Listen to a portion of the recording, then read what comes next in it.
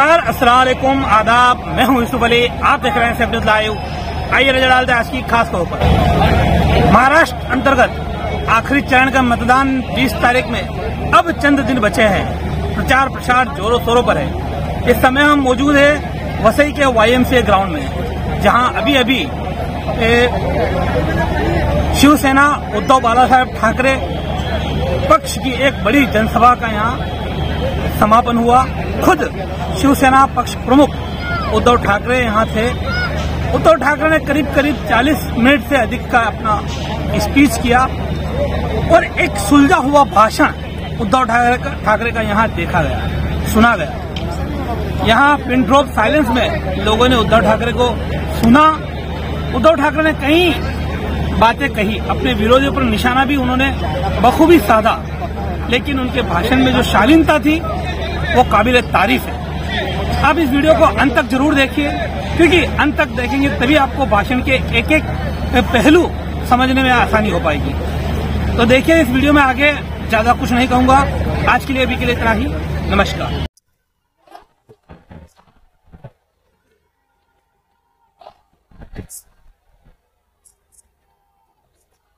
सर्व मान्यवर आणि जमलेल्या माझ्या देशभक्त बांधवांनो, भगिनी आणि माता, महाराष्ट्राच्या निवडणुकीतला आता शेवटचा टप्पा येत्या 2-5 दिवसावरती आलेला आहे. तरी नव्हे तेवढा महाराष्ट्र आज संतप्त आहे, उद्वेग आहे महाराष्ट्रामध्ये. आणि कोणत्याही परिस्थितीमध्ये इंडिया आघाडीचं सरकार आणणार म्हणजे आणणारच, हा महाराष्ट्राने निश्चय केलेला. आज छत्रपती संभाजी महाराजांची जयंती, त्याच्यामुळे आपल्या सर्वांच्या वतीने छत्रपती संभाजी महाराजांना विनम्र अभिवादन करतो. त्यांच्याकडनं स्वराज्य कसं राखायचं हे महाराष्ट्राने पाहिलं. त्यांच्यावर दबाव आणला होता, दडपण आणलं होतं. म्हणजे जसं आता पक्षांतर करायला लावतायत, पक्षात ये नाही तर जेलमध्ये जा. त्यांच्या समोर तर जीवन मरणाचा प्रश्न होता. पण तरी सुद्धा काय त्यांचं वर्णन करावं, तरी सुद्धा अत्याचाराला न घाबरता, न डगमगता, प्राण गेला तरी देतात, पण मी औरंगजेबासमोर झुकणार नाही. आणि त्यांनी तसं करून दाखवलं. हे आत्ताचे जे काही नेबळेक लोक फिरतायत, त्यांना छत्रपती शिवाजी महाराज, छत्रपती संभाजी महाराज यांचं नाव घ्यायचा अधिकारच नाहीये.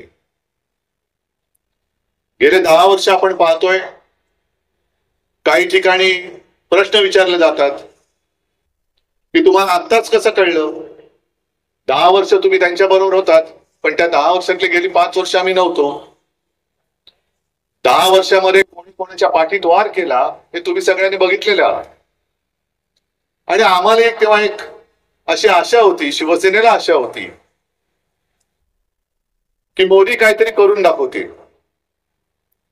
आणि मग एक एक त्यांच्या, जसं आपले उपमुख्यमंत्री म्हणतायत, किती इंजिन लागतात त्यांची, डबल इंजिन, ट्रिपल इंजिन, नुसती इंजिना बघून इंजिन लागतायत, डबे जोडतायत, डबे कमी पडतायत, पण इंजिन पुढेच सरकत नाही. 10 वर्ष नुसतं थापा टाकते, थापांच्या. म्हणजे वाफेचं इंजिन होतं तसं यांचं थापांचं इंजिन आहे. तुम्ही किती डबे लावा, किती इंजिन लावा, आता देशातल्या जनतेने ठरवले की दिल्लीतलं मुख्य इंजिनच बदलून टाकायचंय. आणि जी बुलेट तुम्ही आणताय त्याच्यापेक्षा शतपटीने जास्त वेगाने ते इंजिन पुन्हा गुजरातला पाठवून द्यायचंय. आता गो बॅक. कालच या मतदारसंघात, म्हणजे मला काही काही वेळेला दया येते, कीव येते की किती वेळा बोलायचं या लोकांना, तरी सुधरतच नाही.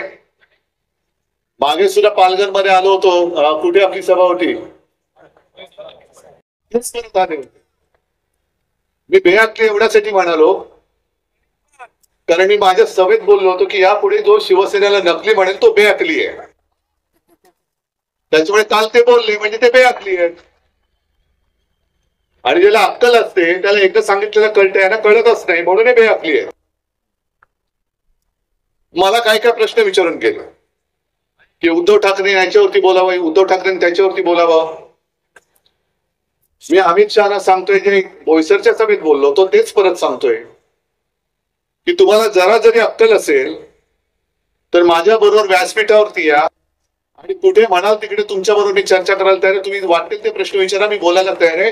पण मी जे प्रश्न विचारेन त्याच्यावरती तुम्ही बोला. मध्ये त्यांनी मला प्रश्न विचारला होता की उद्धव ठाकरे राम मंदिरात गेले नाही, त्यांनी प्रभू श्रीरामाचा अपमान केला. अहो अमित शहाजी, तुम्ही मुहूर्त काढणारे कधीपासून झालात? तुम्ही सांगाल तो मुहूर्त मी मानायला मी काय तुमचा अंधभक्त नाहीये. तुमची पालखी उचलायला मी काय अंधभक्त नाहीये. मी स्वतः मुख्यमंत्री होण्याच्या आधी आणि मुख्यमंत्री झाल्यानंतर अयोध्येला जाऊन राम मंदिराचं, राम लल्लाचं दर्शन घेऊन आलेलो आहे. आणि मला तुम्ही प्रश्न विचारता राम मंदिरामध्ये उद्धव ठाकरे अजून का गेले नाही, त्या सोहळ्याला का आले नाही? मी कुठे होतो आपण सगळ्यांनी बघितले, राम मंदिरात गेलो होतो. पण अमित शहाजी, मला तुम्हाला प्रश्न विचारायचा आहे, त्यावेळेला तुम्ही सगळी भाऊ गर्दी अशी जमवली होती, सगळे बॉलिवूडचे कलाकार होते, त्याच्यामध्ये काही तुमचे आता नवी सोबती भ्रष्टाचारी ते पण होते. माझ्या देशाची अस्मिता असं ते तुम्ही मोठं मंदिर उभं केलं, तुम्ही नाही केलं, कोर्टाच्या निकालाने ते झालं, पण श्रेय तुम्ही उपटायला गेलात. मग देशाच्या अस्मितेचा प्रश्न असणाऱ्या राम मंदिराच्या लोकार्पण सोहळ्याच्या वेळेला माझ्या देशाच्या राष्ट्रपती महामहिम द्रौपदी मुर्मूताई का नव्हत्या, याचं उत्तर तुम्ही द्या. का मुर्मूबाईंना, त्या आपल्या महामहिम राष्ट्रपतींना तुम्ही गाभाऱ्यामध्ये का घेऊन गेला नाही? आदिवासी आहेत म्हणून. आणि ह्याच तुमच्या बुरसटलेल्या गोमूत्रधारी मानसिकतेविरुद्ध महामानव डॉक्टर बाबासाहेब आंबेडकरांनी लढा दिला होता. त्याच काळाराम मंदिरात तुम्ही तिथे जेव्हा तुमच्यावरती कॅमेरा ठेवून, म्हणजे मोदीजींवरती कॅमेरा ठेवून राम राम राम राम करत बसला होता, तेव्हा मी त्या काळाराम मंदिरात गेलो होतो. हे काय तुम्हाला माहिती नाही? ठीक आहे, मला जास्त काय त्यांच्यावरती बोलण्यासारखं काय असं काय वाटत नाही. पण मोदी आणि शहा दोघांनाही मला सांगायचं की तुम्ही देशभर फिरता आहात, महाराष्ट्रामध्ये फिरता आहात, तुम्हाला जरा जरी काही संवेदना आहेत का? तर तुम्ही आता जे काय मतांची भीक मागत सगळीकडे फिरताय, तुमच्या दिमतीला सगळं काही आहे, जनतेच्या पैशातून सगळ्या ज्या काही सोयी सुविधा आहेत, मग कदाचित एअरफोर्सची विमान आहेत, हेलिकॉप्टर्स आहेत, सगळ्या तुमच्या बुलेट प्रूफ गाड्या, जॅमर, जिथे जिथे मोदी जातात तिथे बंद करून टाकतात. सर्वसामान्य माणसांना जाता येत नाही तिकडे. जिथे सभा असते तिथे पूर्ण, म्हणजे पुण्यात सभा झाली, जणू काही लष्कराची छावणी असावी अशा पद्धतीने बंदोबस्त लावला होता. आणि असं सगळं छान शोकी करून तुम्ही मतांची भीक मागता, आणि ज्यांच्याकडे भीक मागता तुम्ही त्यांच्याकडे विचार केला?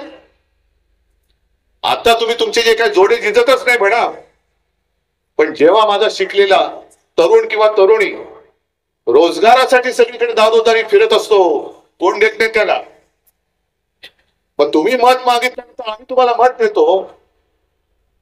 2 कोटी रोजगार तुम्ही देशाला देणार होतात, मग तीच माणसं तुमच्या त्या भूलथापाला भुलून त्यांनी तुम्हाला मतदान केलं होतं. आणि मग ते दारोदारी जेव्हा वणवण फिरतायत, त्यांची काय हालत होत असेल? त्यांच्या दिमतीला पोलीस, सैन्य, एअरफोर्सची विमानं नाहीयेत, गाड्या नाहीयेत. घरी गेल्यानंतर आई वडील विचारतात, काय रे नोकरी मिळाली का? नोकरी मिळत नाही. स्वतःचं घर कसं चालवायचं, वय निघून चालले. 10 वर्ष गेली तुमच्या नादी लागून. म्हणजे त्यावेळेला जे 25 वर्षाची मुलं होती ती आज 35 वर्षाची झाली, तरी त्यांना नोकरी नाहीये. आणि तुमची 1 टर्म झाली, दुसरी टर्म झाली, तिसरी टर्म झाली. किती वेळा तुम्हाला एक्सटेन्शन द्यायचं? एक तर तुम्ही कायमस्वरूपी रोजगार आणतच नाही आहात. कॉन्ट्रॅक्ट लेबर, सगळे कायदे त्याला काळे कायदे म्हणावे का लागतात हा प्रश्न तुम्ही विचारा स्वतः. सगळ्यांना बाकीच्यांसाठी कॉन्ट्रॅक्ट लेबर अग्निवीर 4 वर्षासाठी, त्याला 4 वर्ष झाल्यानंतर तो किती उत्तम काम करणार असू दे, पण त्याचं कॉन्ट्रॅक्ट संपलं, तू जा, तुझी गरज नाही. कंत्राटी पद्धतीने संपूर्ण देशभर तुम्ही कामगार उपलब्ध करताय, ज्याच्या भविष्याचा काही तो वेगच घेऊ शकत नाही. पण तुमचं सुद्धा कॉन्ट्रॅक्ट आता रद्द का करू नये हा जनतेने प्रश्न तुम्हाला विचारला, तो उत्तर काय तुमच्याकडे? तुमची सुद्धा 5 वर्ष जरी 5 वर्षानंतर एक्सटेन्शन, त्याच्यानंतर पुन्हा एक्सटेन्शन, किती? आणि माझ्यावरती तुम्ही टीका करता, पवार साहेबांवरती करता. मी म्हणे माझ्या मुलाला मुख्यमंत्री करायचंय म्हणून मी निवडणूक लढवत आहे, पवार साहेबांना सुप्रियाला करायचंय. अहो ठीक आहे, आम्ही आमच्या मुलांसाठी करतो, पण तुम्ही स्वतः नवरदेव बनून तिकडे बोलवती उभा किती वेळा राहणार तुम्ही? एकदा झालं, दोनदा झालं, तुमची हौसच भागत नाही. मी पुन्हा येईन. अरे घरी जा रे, आता खूप झालं, घरी जा आता. स्वतःसाठी लढतायत, त्यांना लाज नाही वाटत. स्वतः पहिलं मोदीजी, तुम्ही घराणेशाहीवरती आरोप करता, पण पहिली तुम्ही खुर्ची सोडा ना, सोडा खुर्ची. नाही होणार मी पंतप्रधान, सांगा देशाला जर हिंमत असेल तर. होत तर नाही सर तुम्ही, ते तर देशाने ठरवलंय. आणि आज त्याने जाऊन निवडणूक अर्ज भरला, मग पुन्हा जरा ते दहीवरून वगैरे त्यांना आलं असं म्हणतात, दहीवरून बरं येतं. आणि त्याने सांगितलं की 2014 में मुझे गंगा माँ ने बुलाया था और अब ऐसा लगता है कि गंगा माँ ने मुझे गोद ले लिया है. अच्छी बात है मोदी जी, बहुत अच्छी बात है. जिस गंगा माँ ने आपको बुलाया था, उसी गंगा माँ में कोरोना के समय में लाशें बह रही थी, तब माँ गंगा के आंसू आपको दिखाई नहीं दिए? वो मेरी गंगा माँ आक्रोश कर रही थी, ये क्या हो रहा है? काय तुम्हाला त्या गंगेमध्ये मृतदेह सोडण्यासाठी गंगा माँ ने बोलवलं होतं, इसलिए आपको बुलाया था माँ गंगा ने कि आओ बेटा आओ और मेरी बेटी धारा में लाशें छोड़ो, इसलिए आपको बुलाया था. तो संपूर्ण जो काय काळ होता तिकडे, तो हरिश्चंद्र घाट, जागा कमी पडत होती, चिता पेटल्या होत्या, आणि मग जागा कमी पडली म्हणून मृतदेह असे गंगेमध्ये सोडून दिले होते. त्याचे सुद्धा चित्रीकरण झाले, फोटो आले. हे मोदी जी आप शायद भूल गए होंगे, लेकिन गंगा माँ और देश की जनता नहीं भूली है. इसलिए आप जा रहे हैं वहां पे. और गंगा माँ आपको क्यों गोद ले? क्या गंगा माँ के अपने सुपुत्र हो, तो ऐसा कौन सा काम आपने किया है? काय तुम्ही गंगेसाठी केलं काय? पण गंगेचा तुम्ही अपमान केला. तिकडे गुजरातमध्ये सुद्धा जागा पुरत नव्हती म्हणून मैदानामध्ये सार्वजनिक चिता पेटल्या होत्या, आणि तुम्ही आमच्यावरती आरोप करता.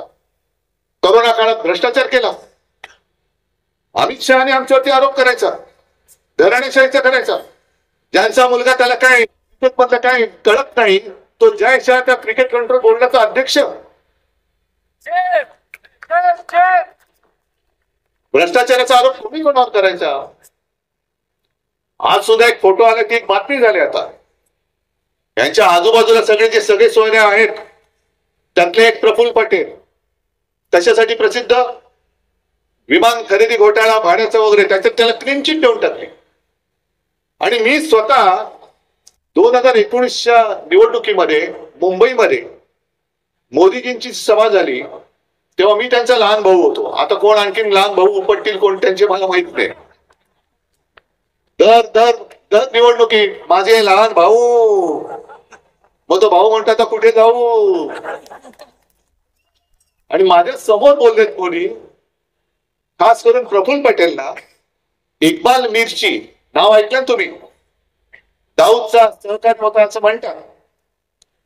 आणि मोदीजींचं वाक्य आहे, कुछ लोग मिर्ची का व्यवहार करते हैं और कुछ लोग मिर्ची से व्यवहार करते हैं. मग त्या मिरची से व्यवहार करणाऱ्या प्रफुल्ल पटेलांनी आज अर्ज भरायला गेले.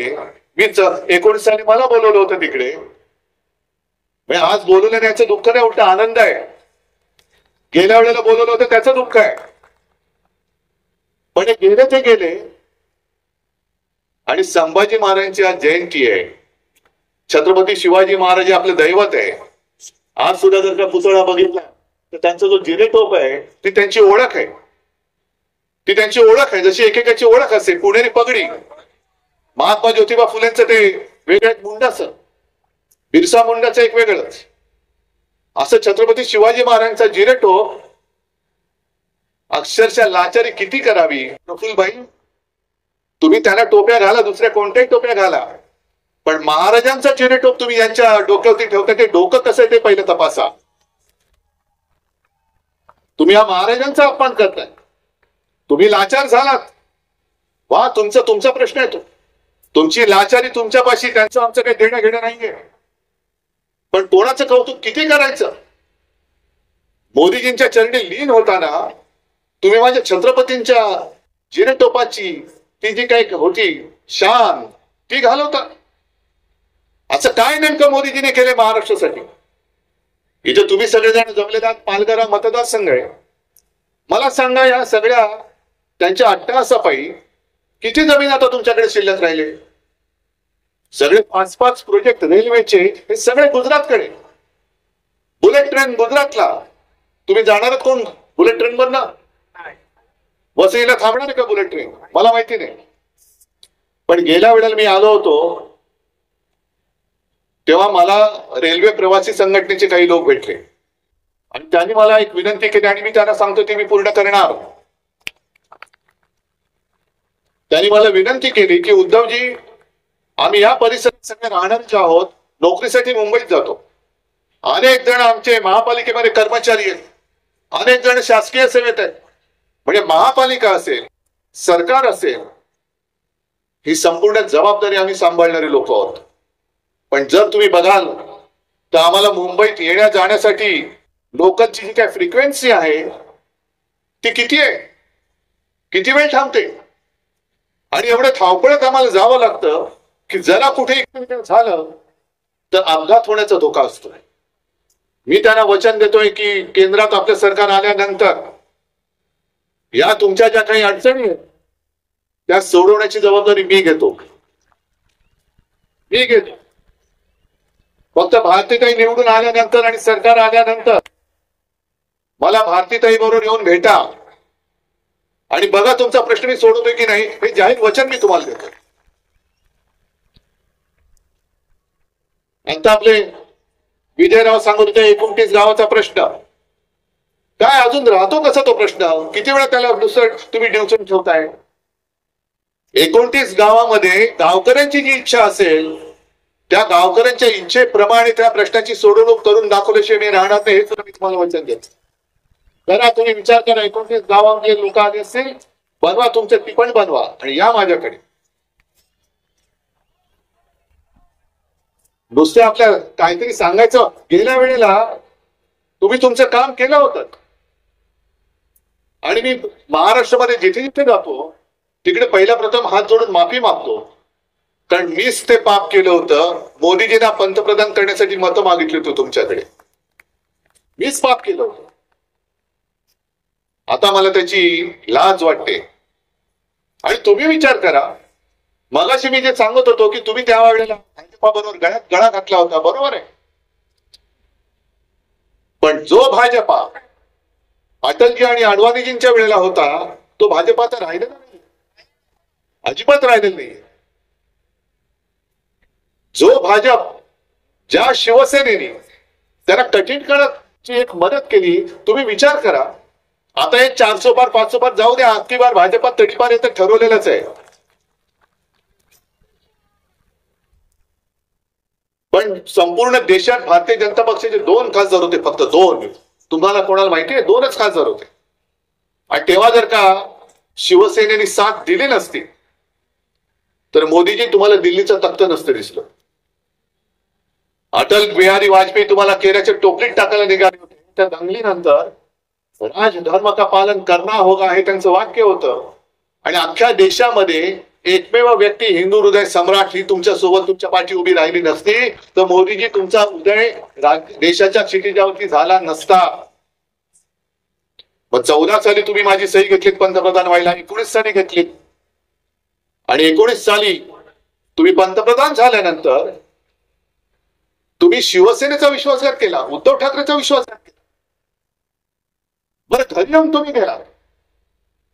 ज्या शिवसेना प्रमुखांच्या पुत्रांनी तुमच्या पंतप्रधान पदाच्या पाठिंब्याच्या पत्रावरती सही केली, मला खरोखर मला लाज वाटते की एवढी माणसं निर्ढावलेली कशी असू शकतात. ते आज मला बाळासाहेब की नकली संतान म्हणतात. नकली संतान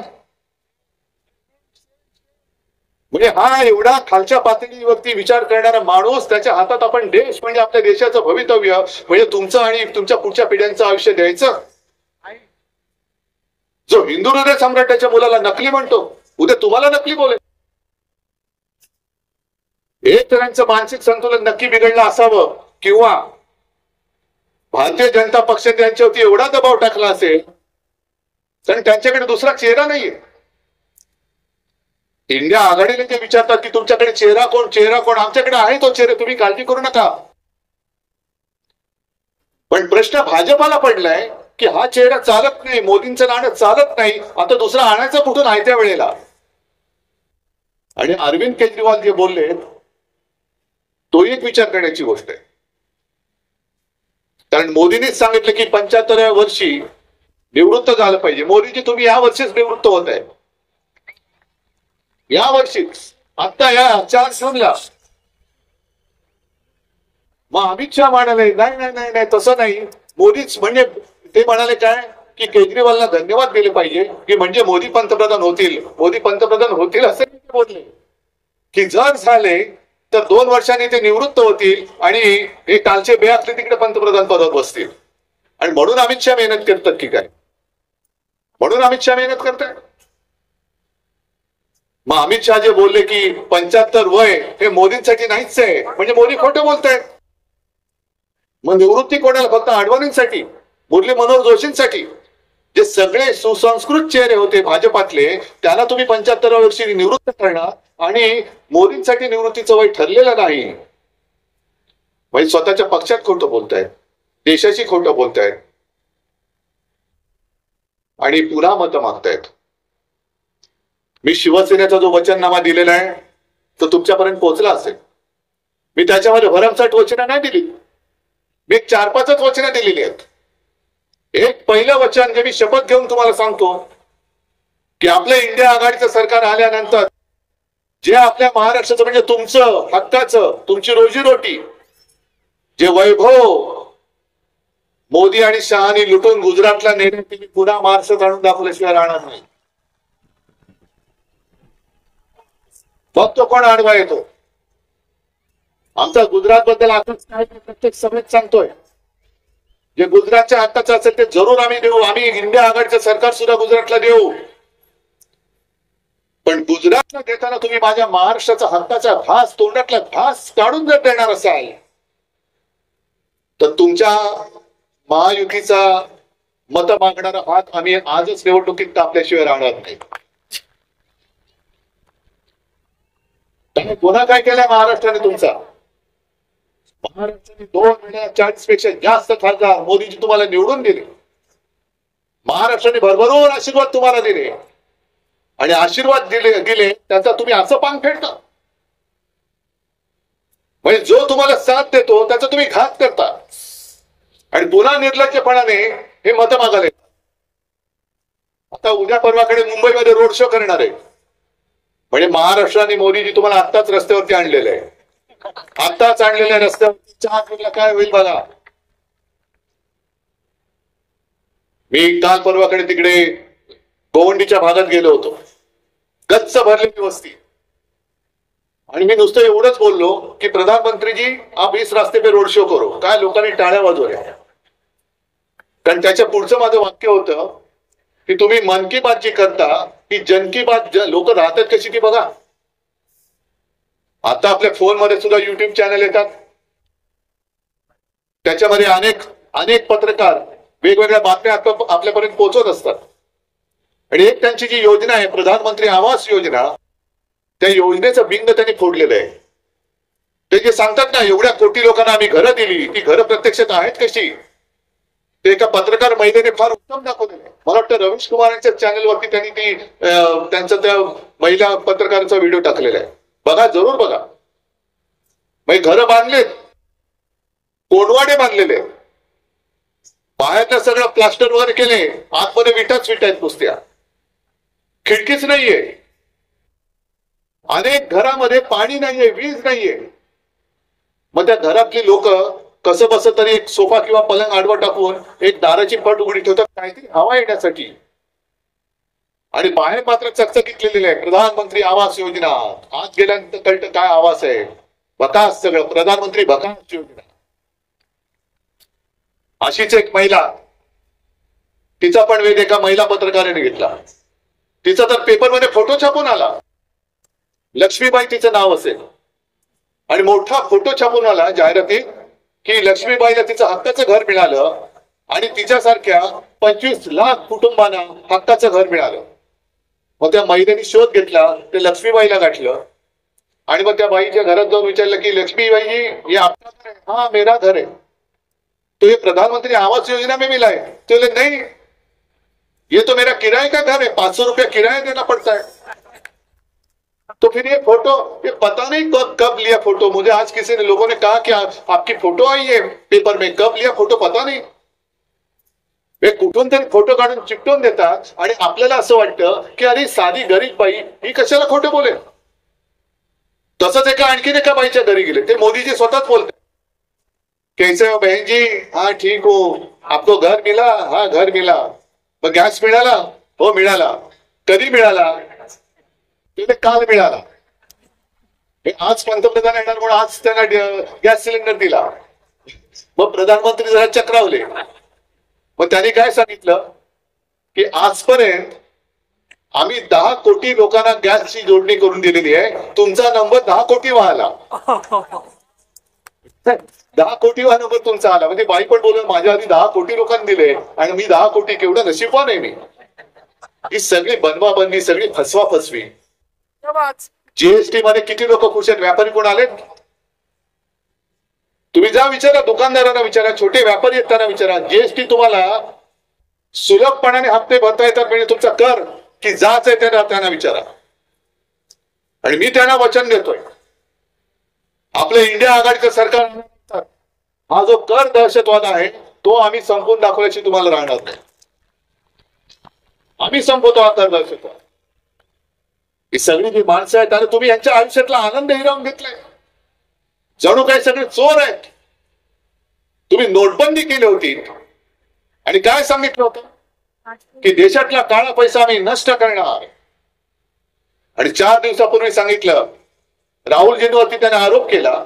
आश्चर्य म्हणजे अदानी अंबानीवरती त्याने आरोप केला. म्हणजे पुन्हा तेच, जे देतील साथ त्यांचा करेन मी घात. अदानी अंबानी से टेम्पो भर भर के कितना माल उठाया आपने बोलो. ओ मोदी जी, नोटबंदी करून किती वर्ष झाली? तुम्ही 100 दिवस मागितले होते, त्या 100 दिवसाचे जवळपास 3000 दिवस झाले. मग नोटबंदी करूनही काळा पैसा टेम्पो भरून जात असेल तर तुमची नोटबंदी फसल्याचं हे तुम्ही कबुली नाही का दिली? हे तुमचं अपयश आहे. आणि त्या नोटबंदीमध्ये अनेक जण रांगेमध्ये मेले, ज्यांना त्रास झाला, त्याचं पाप कोणाकडे? आणि हे केवळ मी नाही बोलत, तर सर्वोच्च न्यायालयाच्या त्या महिला न्यायमूर्ती आहेत नागरत्ना, त्यांनी उघड उघड सांगितले की नोटबंदी हा काळा पैसा पांढरा करण्याचा एक मार्ग होता. मग त्या न्यायमूर्ती बोलल्यात, मोदीजी त्यांना उत्तर तुम्ही देताय? अमित शहाजी, मी नाही सांगत, त्या न्यायमूर्ती बोलतायत, द्या त्यांना उत्तर. तुम्ही आमचा घोटाळा काढताय ना, कोरोना काळातला. काय आम्ही घोटाळा केलाय? पण त्याच कोरोना काळामध्ये तुम्ही तो पीएम केअर फंड काढलात आणि लाखो कोटी रुपये जमवले, त्याचा हिशोब द्या पहिला. म्हणजे स्वतःच ठेवायचं झाकून आणि दुसरीकडे उगाच व्हायचं वाकून. काय अधिकार आहे तुम्हाला? एक तर तुम्ही गंगेमध्ये प्रेत सोडली, पीएम केअर फंडाच्या नावाने लाखो कोटी रुपये जमवलेत, त्याची चौकशी नाही करायची, तो चौकशीच्या कक्षेच्या बाहेर आहे. मग त्या पीएम केअर फंडाचा नेमका बाप कोण आहे? पीएमचा अर्थ काय? आणि प्रधानमंत्री त्याचे जर का अध्यक्ष किंवा त्यांच्या हातात तो नसेल तर 5 जून नंतर त्या फंडाचं होणार काय, तो कोणाच्या हातात जाणार? या सगळ्या थापा आपण नुसतं ऐकत ऐकत ऐकत ऐकत सहन करत चाललेलो आहोत. आणि आता तर कहर झाला. डॉक्टर बाबासाहेब आंबेडकरांनी लिहिलेलं संविधान ते बदलायला निघालेत. आणि हे माझ्या मनातलं स्वप्न नाहीये.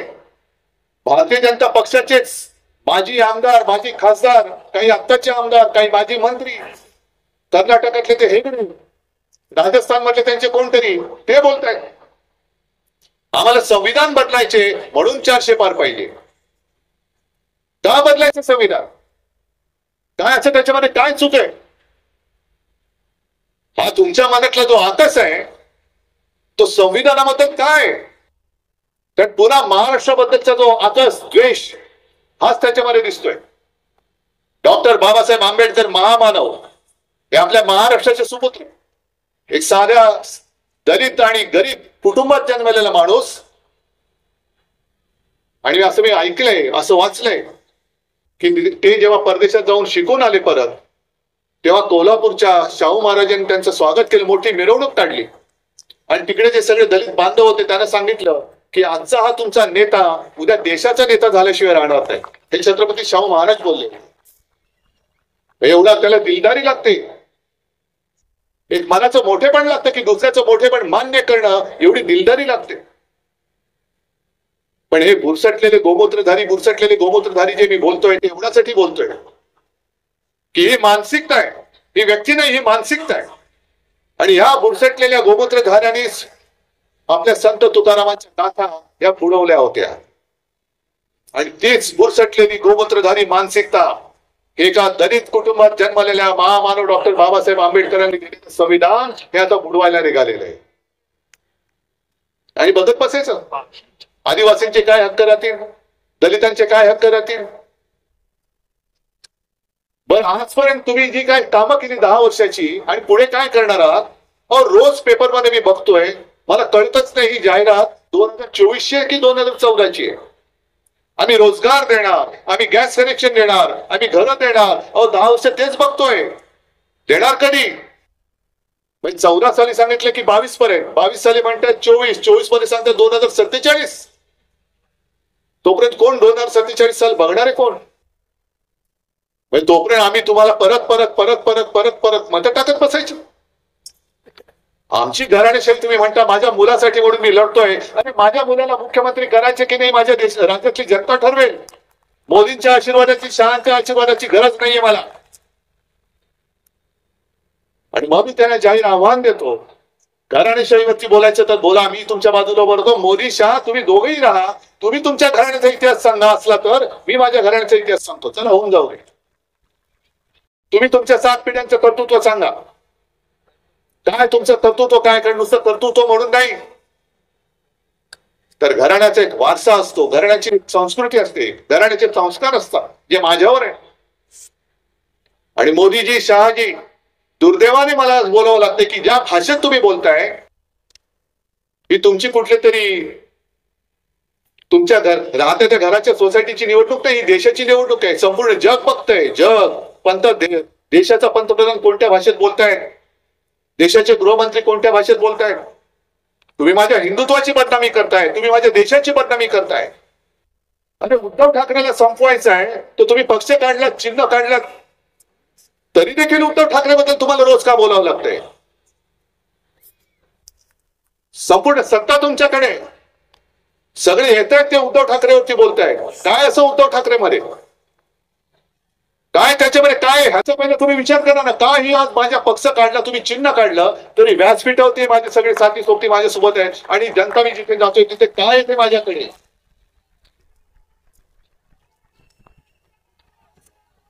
आणि तुमच्याकडे सगळं काही आहे.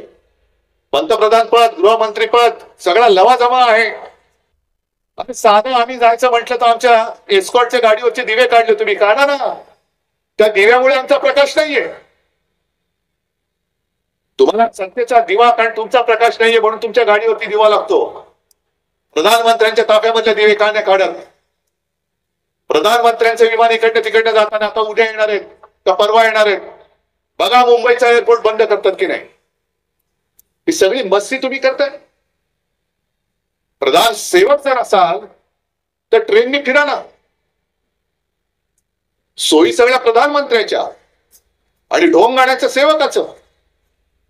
म्हणजे शिवसेना प्रमुख बोलायचे की जेव्हा देशाची निवडणूक येईल तेव्हा पंतप्रधानाने राजीनामा दिला पाहिजे, राष्ट्रपती राजवट लागू केली पाहिजे, कोणी पंतप्रधान असता कामा नये, राज्याची निवडणूक लागेल तेव्हा मुख्यमंत्र्यांनी राजीनामा दिला पाहिजे. कारण पंतप्रधान देशाचा असतो, पंतप्रधान हा पक्षाचा असू शकत नाही. तुम्ही पक्षाचे नेते असाल पण पक्षाचे पंतप्रधान असू शकत नाही. आणि जर पंतप्रधान एका पक्षाचा प्रचार करत असतील त्यांच्या, तर माझ्या भारतीताईंच्या प्रचाराला पंतप्रधान माझ्या देशाचा काय येत नाही का? आम्ही तुम्ही सांगता त्याच्यावर विश्वास ठेवायचा आणि आम्ही सांगतो त्याच्यावरती विश्वास नाही ठेवायचा, हे सांगणारे तुम्ही कोण? तुम्ही पंतप्रधान म्हणून प्रचार करू कसा शकता? याला खरं आपला आक्षेप असला पाहिजे. आणि साहजिकच आहे, ज्या वेळेला आमच्याकडे तर काहीच नाहीये, माझ्याकडे पक्ष नाही, चिन्ह नाही, सगळ्यांनी हरामखोरीपणा करून सगळ्या शासकीय यंत्रणांचा दुरुपयोग करून हे सगळं खेचून घेतलं. तुम्ही विचार करायला उद्धव ठाकरे बोलतोय पण याला देऊ कसं शकेल? याच्याकडे काही नाहीये. आणि बाजूला मोदी बोलतायत, हे तर पंतप्रधान आहे. मग समान नागरी कायदा नंतरचा नंतर बघू, पहिला आता जो कायदा तो सगळ्यांना समान करायला हवा. कायदा पुढे सगळे सारखे असतील तर ज्या सोयी सुविधा मला मिळत आहेत, ज्या अडचणी मला मिळत आहेत, मला येत आहेत, त्याच अडीअडचणी आणि त्याच सोयी सुविधा मोदी आणि शहाना सुद्धा तशाच मिळाल्या पाहिजे.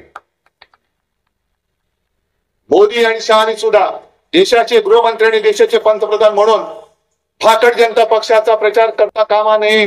तुम्ही देशाचे पंतप्रधान आहात. आहेत ना तुमचे अध्यक्ष वगैरे, त्यांचा करा ना नंटा टाईट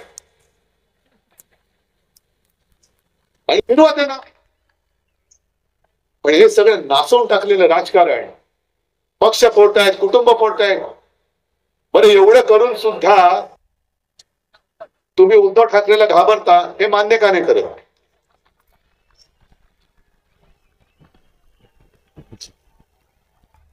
एक तर दाढीवाला घेतला, हे काही विचार करताना डोकं खाजवावं लागतं, हे दाढी खाजवतात. गद्दार तर राहायचं आणि याला जे घेऊन दिलं जातं तेवढंच ते फक्त कडून कडून बोलतात.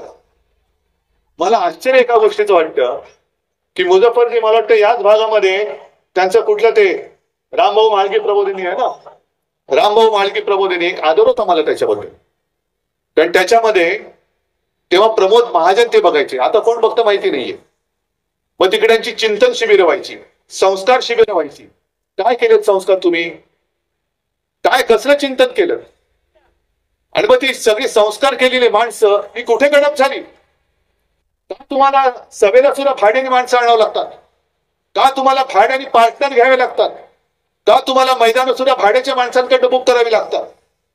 मग कसले संस्कार केले तुम्ही? रामभाऊंचं नाव तुम्ही का बदनाम करताय? नेमकं काय शिकवतात त्या रामभाऊ माळगीमध्ये? टाका तिकडे सुद्धा ईडी, इन्कम टॅक्स, सीबीआयचे धाडी टाका आणि नेमकं काय तिकडे शिकवलं ते बघा. मला काही वेळेला वाईट वाटतं की त्या संस्कारात तयार झालेली माणसं, त्यांच्याबद्दल मला आजही आदर आहे, पण त्यांच्यावरती आज जे सगळे भ्रष्टाचारी जमलेत त्यांच्या सतरंजा उचलण्याची वेळ आली. काय त्यांचं आयुष्य असेल? यासाठी केला होता अट्टहास. हा भाजप तुम्हाला अपेक्षित होता? हा राष्ट्रीय स्वयंसेवक संघ, त्याला सुद्धा मला विचारायचे की ह्याच्यासाठी तुम्ही अट्टहास केला? अनेक संघ कार्यकर्ते मला माहिती आहेत जे अविवाहित राहिले. अनेक जणांनी आपल्या कुटुंबावरती निखारा ठेवला, पण संघाच्या कार्याला वाहून घेतलं. का? कारण देशाची सत्ता आली पाहिजे. आली, पण ती आलेली सत्ता तुम्ही नासवून टाकली. जे तुमच्या विचाराला साथ देऊन, सोबत देऊन तुमच्या बरोबर आले होते, त्यांना तुम्ही दुश्मन मानायला लागला. जरा काही झालं, आता सांगण्यासारखं काही नाही, मग लाव हिंदू मुसलमान वाद, धर्माधर्मामध्ये भांडणं लावायची आणि मग स्वतःच्या पोळ्या भाजायचं. हे हिंदुत्व शिवसेनेचं नाही, हे हिंदुत्व मला माझ्या वडिलांनी किंवा माझ्या आजोबांनी शिकवलेलं नाहीये. आमचं हिंदुत्व हे हृदयात राम आणि हाताला काम देणारं हिंदुत्व आहे. घरातल्या चुली पेटवणारा आहे, घर पेटवणारा नाही. आणि म्हणून या पालघरमध्ये हा जो सगळा काही विभाग आहे, एका बाजूला आदिवासी आहे, मच्छीमार आहेत. वाढवण बंदर तर मी होऊ देणारच नाही, मोरबे पण होऊ देणार नाही. आणि आता तिथल्या मच्छीमार सोसायट्यांना त्यांना जे काय कर्ज लागतं त्याच्यावरनं ब्लॅकमेल करायचं चाललेलं. घाबरू नका. हे झालं आज, आता किती 14 तारीख गेली, अजून फक्त 20 दिवस थांबा. मग बरोबर आहे ना, यांचं कर्ज जे आहे ना हे व्याजासकट मी खेळून दाखवतो तुम्हाला. या भाजपचं कर्ज मी खेळून दाखवतो तुम्हाला. हे तिकडे मच्छीमारांना ब्लॅकमेल करायचं, इकडे वसईमध्ये तर गुंडागर्दी. तुम्हाला माहितीये काय भाजप नेहमी काय करतं की एक उमेदवार नाही उभा करत, एक स्वतःच देतं आणि एक दुसऱ्याची मतं फोडायला दुसरा कोणतरी उभं करतं आणि अशीच शिटी वाजते. मग आपल्याला वाटतं की हा त्यांच्या विरोधात आहे, आता मत नाचवू नका. ही लढाई सरळ सरळ लोकशाही विरुद्ध हुकुमशाही अशी लढाई आहे, तुमच्या आयुष्याची लढाई आहे. तुमच्या भावी पिढ्यांसाठी आम्ही लढतोय. मी उद्धव ठाकरे म्हणून माझी लढाई नाही लढत, मी तुमची लढाई लढतोय, तुमच्यासाठी लढाई लढतोय, तुमच्या भरोशावरती लढाई लढतोय, तुमच्या जोरावरती आणि तुमच्या आशीर्वादावरती मी लढाई लढतोय. याच्यामध्ये एक सुद्धा मत हे नाचता कामा नये. तुम्ही जर का विचार केला प्रत्येक निवडणुकीत भाजप सत्तेवर जरूर आला, आपली साथ होती, आता ती गेलेली आहे. आणि भाजपाच्या विरोधातली मतं एकत्र केली तर भाजपचा पालापाचोळा होतो. आता तर आपली मतं त्यांच्यापासून तुटलेली आहे. आता ही हुकुमशाही विरोधातली मतं ही घट्ट होऊन त्या घट्ट हातामध्ये मशाल पेटली पाहिजे. एक भारती ताई सारखी तुमच्यातलीच एक महिला, साधी महिला, आदिवासी, तुमच्या प्रश्नाची जाण असणारी, हा आवाज लोकसभेमध्ये उठलाच पाहिजे. तुमचा आवाज लोकसभेमध्ये जर कोणी तुमच्या व्यथाने वाचा पडेल तर ती भारती ताई आहे. पण आजपर्यंत आम्ही सुद्धा स्वीकारलं होतं, बाहेरून आलेलं पार्सल स्वीकारलं होतं. आता भाजपला सावरायला कोणीच नाहीये म्हणून कोणाला तरी केलंय उभं. पण आता चुकून आणि मला विजय हा साधा सुद्धा विजय नको, हुकुमशहाचं डिपॉझिट जप्त करून विजय पाहिजे. आणि हा विजय मिळाल्यानंतर हा विजय हा महाविकास आघाडीचा नुसता नसेल, उद्धव ठाकरेचा नसेल, भारती ताईचा नसेल, हा विजय तुमचा असेल. तुम्हीच तुमच्या विजयाचे शिल्पकार असणार आहात. आणि मला खात्री आहे की एकदा तुम्ही ठरवलं तर त्यांच्याकडे किती यंत्रणा असू दे, तुम्ही फक्त एका बोटाने हुकुमशाहीचा पराभव करू शकता. आणि तो तुम्ही कराल ही खात्री बाळगतो आणि आपली रजा घेतो. जय हिंद, जय महाराष्ट्र. हमारे चैनल सैफ न्यूज लाइव पर अपने व्यापार और सेवा से संबंधित विज्ञापन प्रसारण हेतु दिए गए मोबाइल नंबर पर संपर्क करें.